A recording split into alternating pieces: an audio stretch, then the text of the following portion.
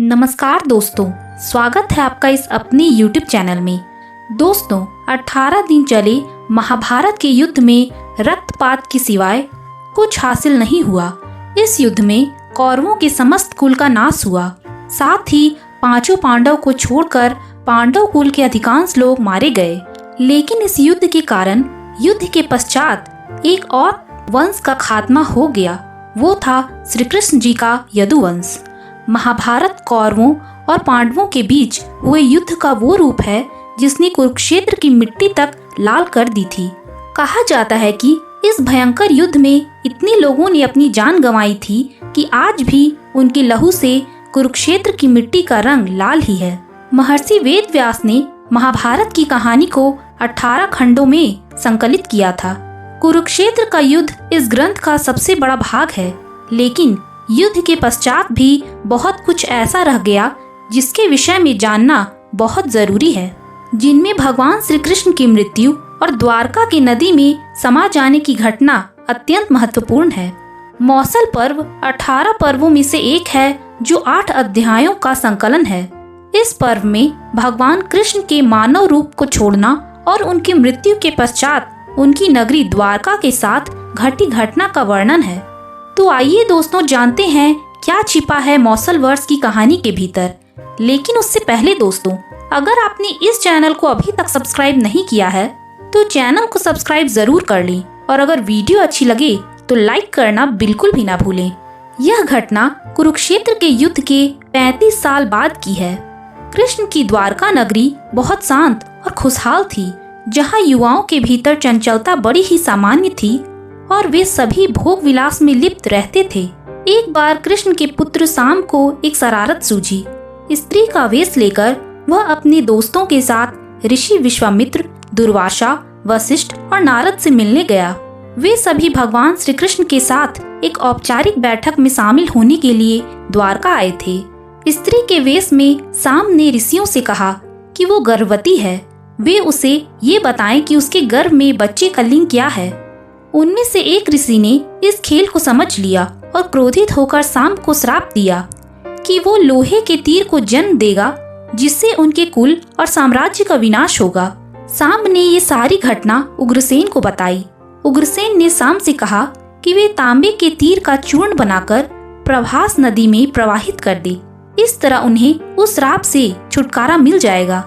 शाम ने सब कुछ उग्रसेन के कहे अनुसार ही किया। साथ ही उग्रसेन ने ये भी आदेश दिया कि यादव राज्य में किसी भी प्रकार की नशीली सामग्रियों का न तो उत्पादन किया जाएगा और न ही वितरण। इस घटना के बाद द्वारका के लोगों ने विभिन्न अशुभ संकेतों का अनुभव किया। सुदर्शन चक्र, कृष्ण के शंख, उनके रथ और बलराम के हल का दृश्य हो जाना, अपराधों और पापों में बढ़ोतरी होना, लाज शर्म जैसी चीजों का समाप्त हो जाना। चारों ओर अपराध, अमानवीयता और पाप का साया था। बुजुर्गों और गुरुओं का असम्मान, निंदा, द्वेष जैसी भावनाओं में उल्लेखनीय बढ़त आदि सब द्वारका के लोगों का जीवन बन गया था। ये सब देखकर भगवान कृष्ण परेशान हो गए और उन्होंने अपनी प्रजा से प्रभास नदी के तट पर जाकर तीर्थ यात्रा कर अपने पापों से मुक्ति पाने को कहा।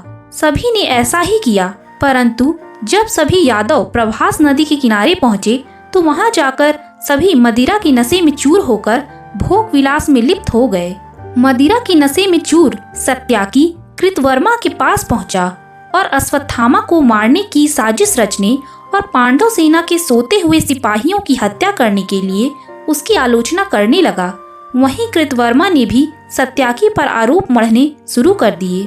बहस बढ़ती गई और इसी दौरान सत्याकी के हाथ से कृतवर्मा की हत्या हो गई।